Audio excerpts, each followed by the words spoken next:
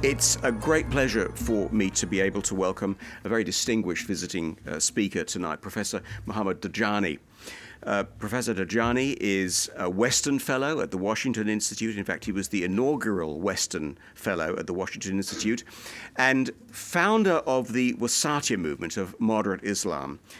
He's also director of the Wasatia Academic Institute. Professor Dajani previously worked as a professor of political science at Al-Quds University in Jerusalem and served as a visiting fellow at the Institute there in 2012. He's a Jerusalem-born scholar and peace activist who holds doctorates, 2 doctorate degrees from the University of Texas and the University of South Carolina. He's the founding director of the Jerusalem Studies and Research Institute. He's chair of the board of directors of the House of Water and Environment in Ramallah, and a member of the board of directors of the YMCA in Jerusalem. He's written extensively on Arab culture and politics, including an International Herald Tribune opinion piece that he co-authored with Washington Institute Executive Director Robert Satloff, titled "Why Palestinians Should Learn About the Holocaust." Professor Dajani is in Australia as a guest of the Shalom Institute of the University of New South Wales and is at CIS tonight, courtesy of our friends at the New South Wales Jewish Board of Deputies. And it's a great pleasure for me to welcome Vig Aladef, who's the CEO. So, Vig, thank you. Would you please? Oh, let me just tell you a bit about the evening. Professor Dajani will speak for about 30 minutes. We'll have a Q&A session, and then we should be wrapping up no later than 7:30. If I can just ask you finally, before I welcome Professor Dajani to the podium, just to check that your phones are off or on vibrate mode only.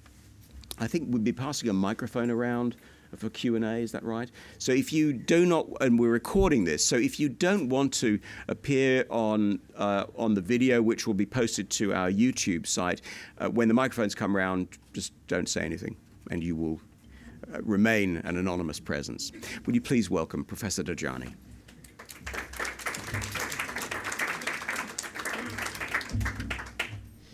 Thank you very much. Good evening. It gives me great pleasure to be here tonight, and I would like to thank you very much and thank the organizers for this opportunity for me to speak to you. My name is Mohammed Dajani Dawoodi, and I come from Jerusalem. My family actually were the custodians of the King David tomb, and we have lived in Jerusalem for more than 400 years. I was teaching at Al-Quds University until recently, when we took students to Auschwitz as part of a project that we were working on, in which is called From Heart of Stone to Heart of Flesh. And the project basically was with Al-Quds, with Friedrich Schiller University in Germany, Vienna, and Tel Aviv University, Ben Gurion University, and the Wasatia Movement. And the idea was to take 30 students, 30 Palestinian students to Auschwitz and 30 Israeli students to a Palestinian refugee camp, so that they could learn about the suffering of the other. And we wanted to study what will come out of this in terms of reconciliation. What role will empathy play in reconciliation and bringing people together? And that's what we did, actually. But unfortunately, when the trip took place, there was incitement against the trip before it started, and then it exploded after the trip was, when we came back. Basically, I believe that the general circumstances played a role, because the negotiations between Israelis and Palestinians has collapsed. The PA wanted to find a scapegoat in order to get people involved in something, instead of blaming the PA or having or to demonstrate against the political situation, then they found it convenient to focus on a totally different topic, which is the trip to Auschwitz. And so the uproar was very much more incited as much as part of the culture. Basically, it was a clash of narratives. The narrative in which a Palestinian grows up that there is no Holocaust, or that there is that the Holocaust was part of the Second World War, or part of, and on the other side, that it is a Zionist propaganda in order to elicit sympathy for the Jewish cause, in order to support the establishment of a state in Palestine. On the other side, there was no knowledge about what is happening in what happened in the Holocaust, and this was also reflected in the attitude of students who went there and their questions when they were there.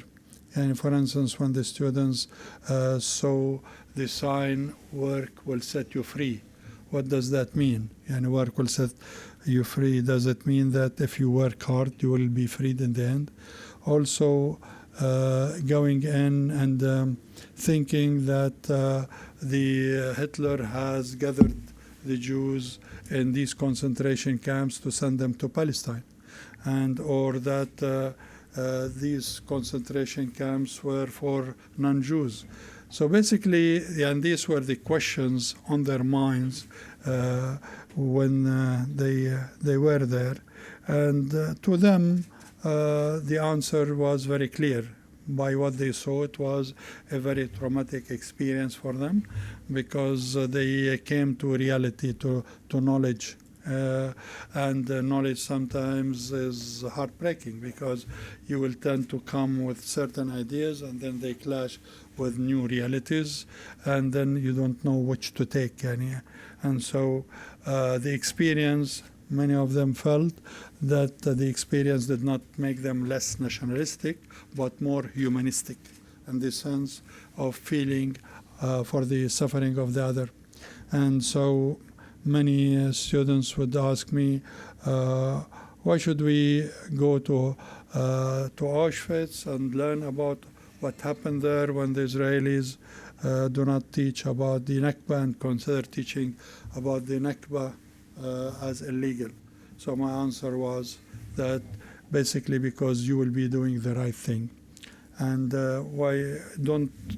you don't need to look at what the other is doing, but if you are doing what you feel is right, then you should do it. Also, in Auschwitz, there were also, the problem was that the Palestinians used to look at the small picture of Auschwitz, in the sense that they will look at the barbed wires and think in terms of the barbed wires in Palestine, or they think that they compare the prison with the prison. But the learning experience there was, no, it is not the same. And in the sense that, okay, in Palestine there are prisons, there are barbed wires, there are guards, but here the idea was that the Jews look at the Holocaust from the big picture, that this was an attempt to annihilate a whole people and a whole civilization, a whole culture. And so here, how to bring the Palestinian perspective and the Jewish perspective and try to have each one of them understand where the other is coming from and understand what really happened, so that the Palestinians do not compare their Nakba with the Holocaust, so that they will understand what the Holocaust means in the psyche of Jews. And so basically, I'd like to show this video clip about the trip that Amanpour has showed on CNN.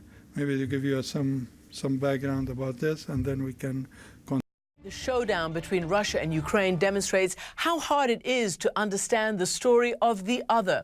The struggle over narratives dates back at least to the time of the Passover, which begins tonight, when Pharaoh kept the people of Moses in bondage. So now imagine a world where imagining the other could mean deliverance for warring sides, such as Israelis and Palestinians.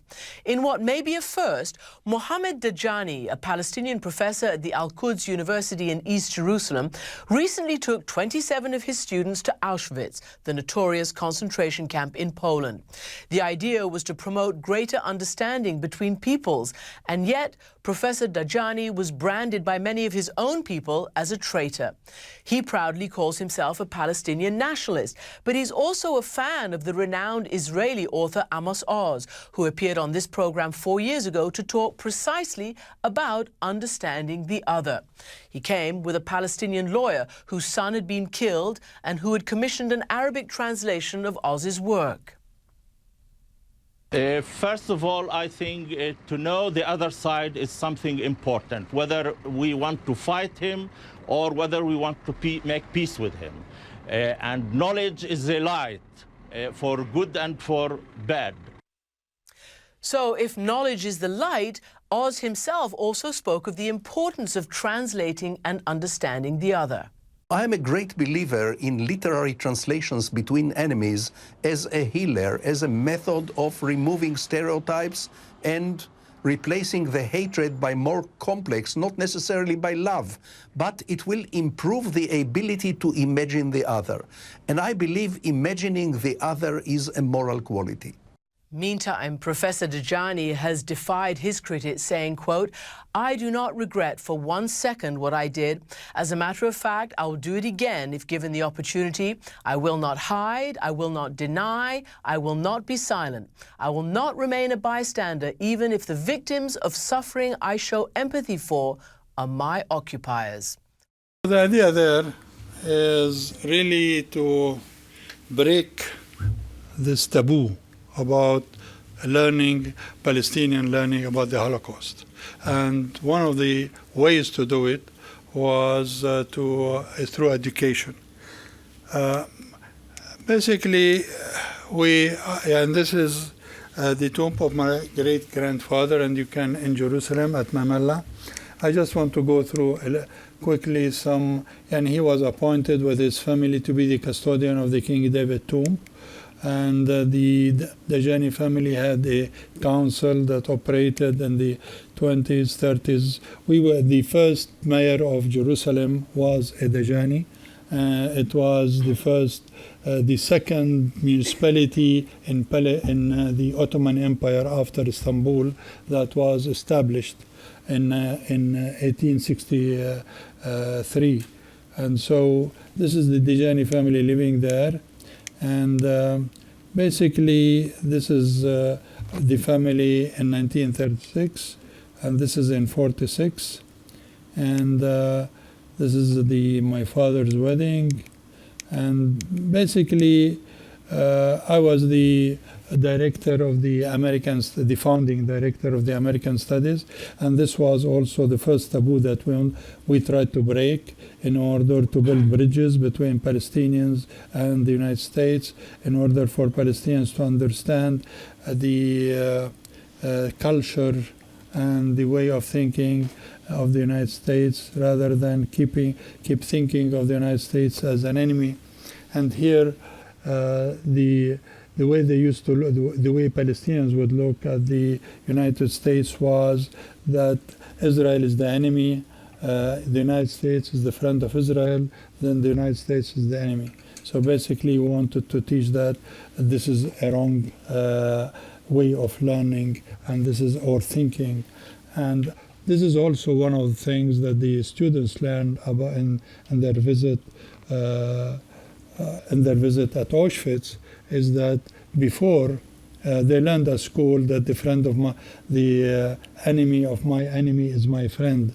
And so many people used to justify Hajj Amin Hussein's visit to Germany and working with Hitler and trying to get the Muslims to fight on the Nazi side by saying that the enemy of my enemy is my friend. And at Auschwitz, they learned that the enemy of my enemy is my enemy also. So basically, it was a very important learning experience there. This is President Obama coming, and he gave a talk to our students in 2006 when he was senator. So basically, the idea there was to try to build bridges between the Muslim community and the Jewish community. And in this way, one part of it is the Holocaust education. Holocaust education faces, at least in Palestine, at least 4 obstacles. One is educational, second is political, third religious, and the fourth psychological. And the educational, the problem in Palestine is that the Holocaust is not taught in schools or universities, and people do not know anything about it. We made a film about the Holocaust and asking people in the street, what do you know about the Holocaust, asking students at universities, what do you know about the Holocaust? The only thing they, if any, they who answered it was when Hitler torched some Jews. So basically, because we used in Arabic the word al-mahraqa, which is to burn, and so they understand from the word, the only thing they know is the word, and they thought that it meant that Hitler had burned Jews there, or they would say we don't know anything about it. So this is also part of the problem in terms of teaching students about the Holocaust. The second is political.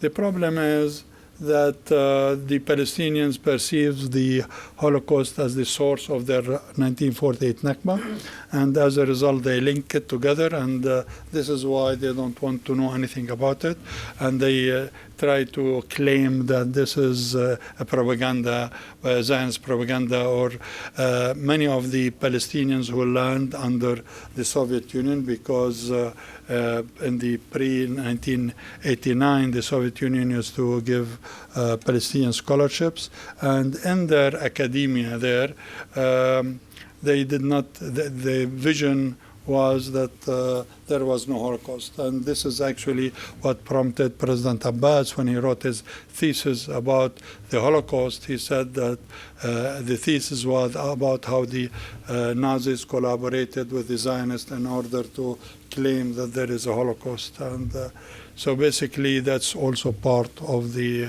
problem there.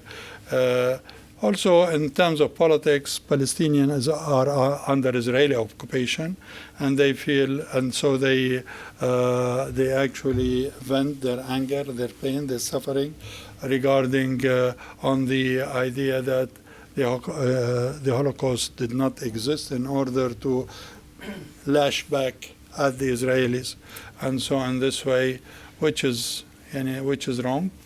Then it is also religious. There is now in Palestine, there is Islam is being, like in many other places, is being viewed from a radical perspective in terms of that there is a clash between Judaism, Christianity on one side, and Islam on the other. Huntington started that thesis with his book on the clash of civilization. And as a result, this fed into this growing feeling, a growing literature in which it took the Quran and started to interpret verses in the Quran in terms of Muslims, Jews, and Christians. Muslims, that Islam came actually to abolish the other religions, because God sent religions, messengers to people, and the people, the Jews and Christians, did not abide by God's messages. So God sent Muhammad in order to actually correct the path for others, and so the others are infidels, and Islam is the only right religion. And in this way, part of the problem is that they took the Quran and started to reinterpret verses in the Quran according to this version, a new version. For instance, in Al-Fatiha, which is the first surah in the Quran, it is made of 7 verses, and then the last 3 verses says, God, it is like prayer, and in that it says, guide us to the right path, the path of those whom you have blessed, not those with whom you are angry, or those who are lost. So when I grew up in school, I learned that the blessed are the pious, the God is angry with those who do not believe in him, and those who are lost are the hypocrites who are in between. However, today in schools, young Muslims are being taught that the blessed are the Muslims, the God is angry with the Jews, and the lost are the Christians. So basically everything has been turned in order to reflect and to incite about this enmity. Also, for instance, in verse 143 in Al-Baqarah surah, which is the second surah, it is made out of 286 verses. And verse 143 says, and we have created you a moderate nation. And in this way, moderate means tolerant, temperate, middle ground. However, now the interpretation is no, this is not the way it is. It should be explained the way it should be explained, that we have created you a moderate nation or centrist nation, that you are middle between Jews who killed prophets and Christians who made their prophet a god. So basically it is also about Christians and Jews, when actually Islam came as a message, it came to humanity, not to one part or other. Also it came in Saudi Arabia, not in Jerusalem, so it is not really related to the other religions, in the sense that it did not come to replace the other religions, but to complement them. And that's why in the Quran it says that God has sent different messages at different times with different speaking with different prophets, speaking the language of the people he has sent to, and as a result, the message of Islam is not really to contradict the others, but rather to complement the others. And so in this way, also in the Quran, it says that religion to God is Islam. And so people will come up to me and say, what are you talking about? And this is a religion to God is Islam, and this is in the Quran. Go read the Quran. And that the Quran says you should not die unless be a Muslim. And so I say, okay, but have you read also the Quran, in the sense that it says that in the Quran, it says that that Abraham was a Muslim. Moses talked to the people, and the Jews said, we are Muslimun. And the Quran also says that Jesus talked to the disciple, and the disciples said, we are Muslimun, long before Islam as a faith was created. And so what is in Arabic, Islam means two things. The noun means to be a Muslim, to be belonging to the faith of Islam, but at the same time, Islam means to believe in God, to adhere to the unity of God, to worship God, to surrender yourself to God. So in this sense, it means if you use that term as it has been used in the Quran, then it is inclusive. It includes Christians and Jews, because the Jews and Christians have surrendered themselves to God. They believe in God, they worship God, and as a result, they are part of the heavenly religions. And so to interpret that term to mean, so the interpretation of that term, religion to God, is Islam, not Islam the faith, but rather Islam to be a Muslim, to surrender yourself to God, and not to belong to the faith of Islam. So also there are many verses like that in the Quran. Also the Hadith, the problem also with the Hadith, because the Hadith, during the life of the Prophet, he refused to collect the Hadith, to have Muslims collect the Hadith, because we believe that the Quran is the word of God and the Hadith is the word of man. And so he did not want to mix the word of God with the word of man. So 150 years later, when the Hadith was started to be collected, it mushroomed into different things, and rulers started to create hadith in order to support their versions of government. And so you tend to find that there are so many hadith that that is being attributed to the Prophet, where the Prophet would never have said that. The Prophet have said, if a hadith isn't attributed to me and it contradicts the Quran, then it is not true. So when you, so actually part of the work we do is actually to bring attention of people to these hadith which contradicts the Quran. And one of those hadith is one which says on Judgment Day Muslims and Jews will fight, and then a Jew will hide behind a tree or a stone, and then the stone and the tree will speak and say, come, there is a Jew behind me, and kill him. Which is not nonsense, because in the Quran there is no basis for this, and on the contrary, the Quran actually talks very well about Jews, about Judaism, and about Christians, and there are many verses that would say that there is no compulsion in religion, that tell them, you have your religion, I have mine, and don't guide people you love. God will guide whoever he wants. And basically, when there is a difference between me as a Muslim and him as a Christian or as a Jew or as a Buddhist, God tells me in the Quran that in which you differ, God will be the judge. So it is not my role to tell the other that you are wrong in that way.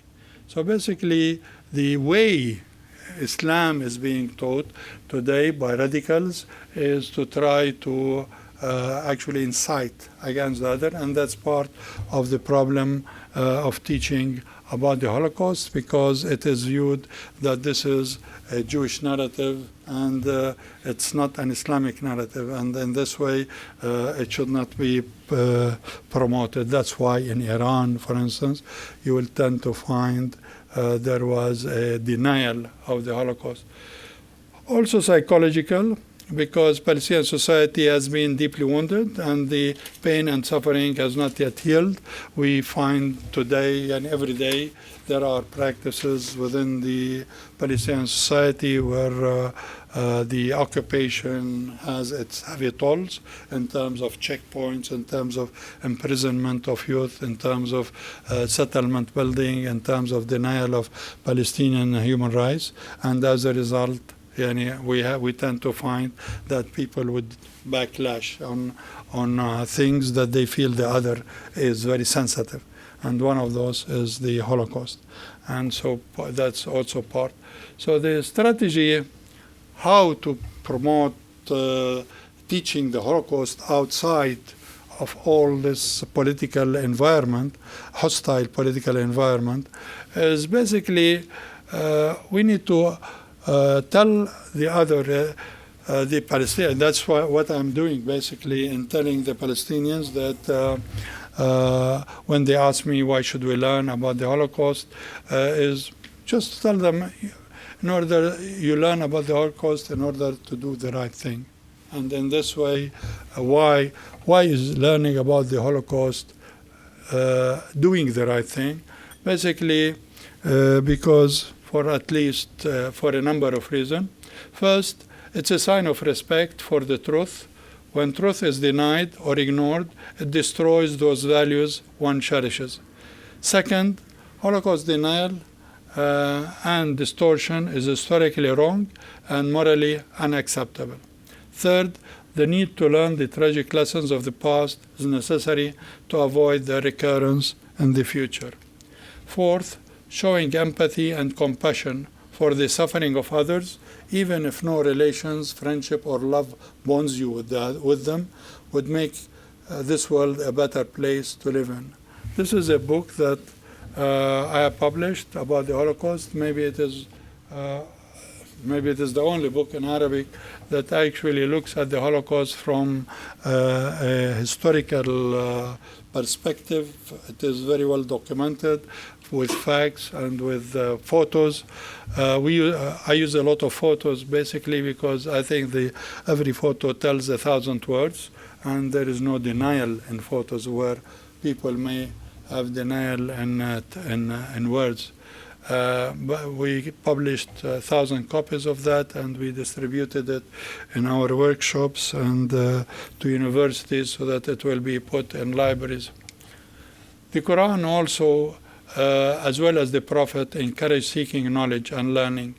When I was attacked, I used to say that this is not a political visit, this is an educational visit. And the Quran says, and say, my Lord, increase me in knowledge, advance me in knowledge. Or that the Prophet said, seek knowledge from the cradle to grave, or I don't know, seek knowledge even in China. So this impels us to decide, I do not know, but I want to know.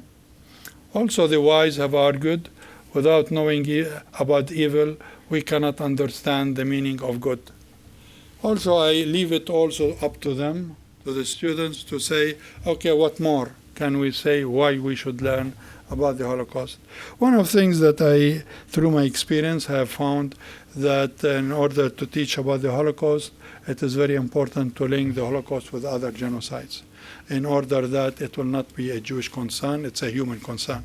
And in this way, that's why in teaching about the Holocaust, we try to include Rwanda, what happened in Rwanda and Cambodia and different parts. Also, one important aspect is to talk also what Robert Sutloff has been doing, which is talking about Muslims who have saved Jews during the Holocaust.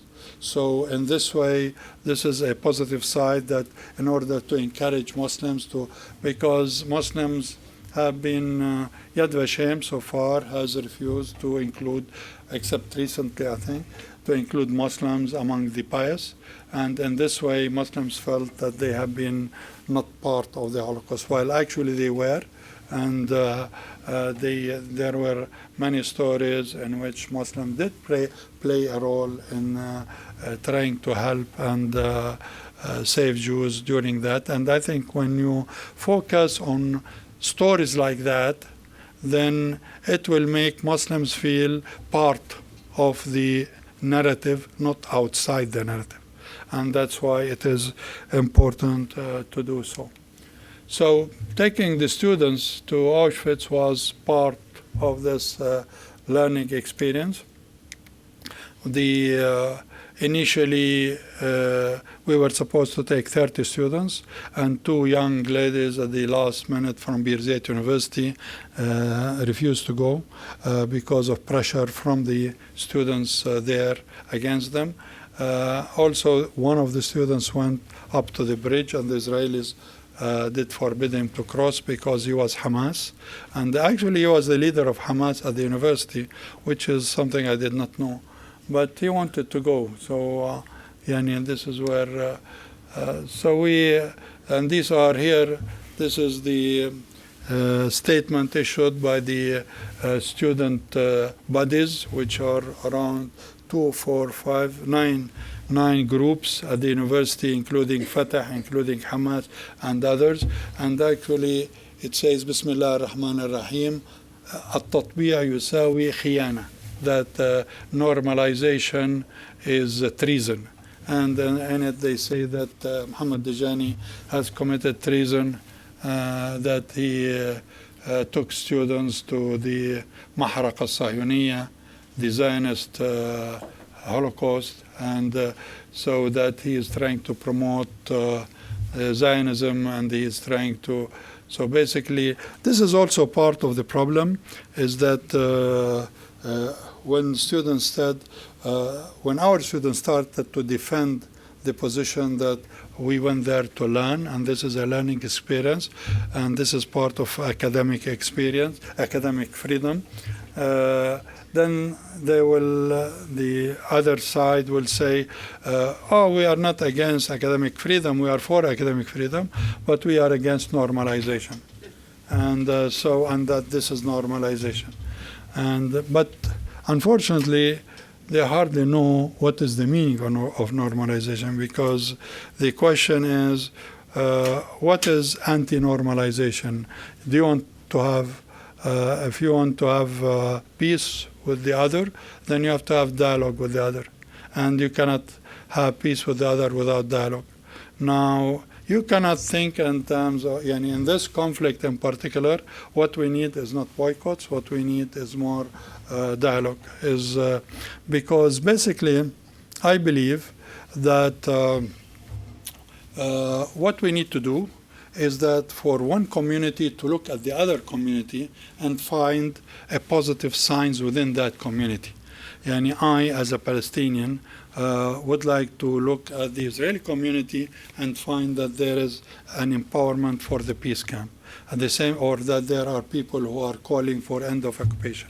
At the same time, I'd like to have the Israeli look at the Palestinian community and sees that there are people calling for moderation, for peace, because what we are doing in this conflict is that there are radicals on both sides, and these radicals do not constitute a majority. When actually when Hamas won the elections, it didn't mean that the majority of Palestinians were with Hamas. Actually, Hamas lost the elections. Hamas did not get support from the Palestinians people. But why did it win the election? It is democracy. Hamas, out of 132 seats, Hamas did run 132 candidates, while Fatah, for the 132 seats, ran 400 candidates. So basically, the votes, Fatah got more votes, which is around 43% of the vote, but those 43 were distributed around the 400 candidates that were running, while Hamas got 30% of the vote, but the vote that was concentrated in the 132. So when I collected the numbers, I found out that there were more Palestinians really voted for Fatah, not for Hamas. And that's why basically part of the problem. At the same time, I feel that the majority even among the Israeli community is for peace. And people will think, yes, but they are voting for the Likud, who is against peace, or nobody on the agenda in the last elections did have a peace agenda. But basically because people think this is what the people want. But the people do not want that. People want to live in peace. People want to live normally, to have jobs, to have their kids go to school, have put the food on the table. That's our worries there. It's not the worry. We are too tired of the conflict, so we want out of the conflict. But the problem is the politicians keep feeding this phobias about the other in order to make people vote for the radicals on the list, on both lists. If there will be elections today in Palestine, definitely, although I believe there is a very big majority who are moderates, Hamas will win, or if even ISIS. If ISIS will come, ISIS will win. So basically, that doesn't mean that this is what the people want. When people want peace, but they feel they cannot get peace, okay, let them have war. And in this way, it is a negative vote rather than a positive vote. So we are hoping that things will change. We are working in order for that to happen. And basically, this is part of the struggle we have. They burned my car in order to send me a message. And but the message I send them also is that we will continue with our work. And this is, they send me a message, stop your work, and I send them a message, we will continue with our work. So we are exchanging messages so far. Thank you very much, and it was a pleasure to be here. Thank you.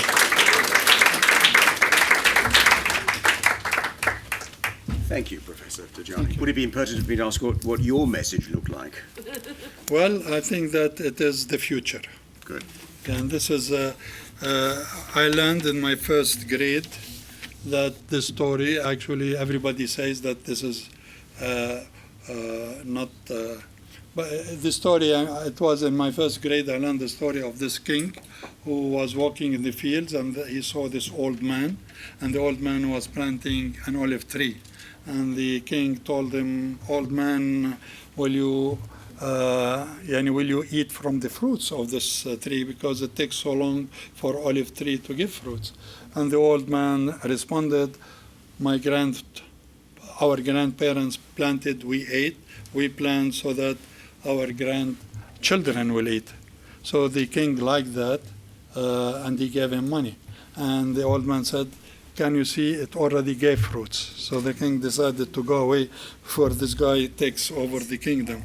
So basically, that's what we do. We inherited from our grandparents, unfortunately, war and conflict. And we would like to work, to plant seeds so that our grandchildren one day will inherit peace and prosperity. Our work in Wasatia focuses on reconciliation in midst of conflict, in midst of strife. We do not want to wait till the end of the strife in order to start reconciliation. We believe that if we do reconciliation in midst of conflict, this moderation and reconciliation will pave the way for end of conflict, and the end of conflict will pave the way for democracy, prosperity, development, cooperation. And so that's what we are doing today. We are trying to build bridges when others are building walls. We are trying to empower the term moderation when others are trying to empower the word extremism. And in this way, we hope that one day we can achieve our goals. Dr. Dajani has spoken very eloquently tonight on the subject of moderation, of picking a middle path between two sides. But of course, the difficulty of the middle path is that you come under fire from both sides instead of just having one opponent. And navigating that path can be very difficult at the level of tactics. But one of Dr. Dajani's lessons today is that with some things, one has to set tactics to one side and just do what you feel to be right. When it comes to information, when it comes to the facts, we have to put tactics aside and begin with those, because if you don't have truth, you cannot proceed. And I think we all can proceed away from this evening with many important and fascinating new truths. And before Dr. Dajani proceeds on his way, we have a gift as a token of our thanks for his wonderful talk, and I hope you'll all join me in thanking him. Thank you.